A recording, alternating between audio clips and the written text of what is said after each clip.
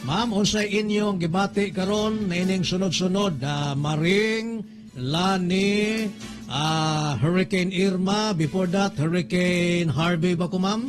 Unsay inyong nakita mga signos ikang Actually, sa Diyo nag-uul gyud ni no, pero murag kung tanawon nato, imailan gyud ni nga naana gyud dinhi sa atong taliwala ang ginaingon nila nga climate change. climate Mao change? nga sunod-sunod na ang mga katalagman.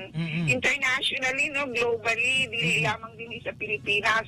Mao nga kinahanglan gyud ta nga mag-igmat, magtuon kung saon na mas mahimo tang ready o andam sa pag-abot ni ining mga katalagman kay murag daghan pa yung musunod. Ma'am, in a conflict between man and nature, what can man do, ma'am? Being prepared.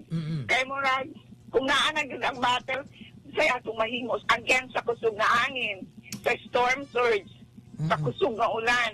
So murag kung atong tan-awon, ang atong alas lang is being prepared.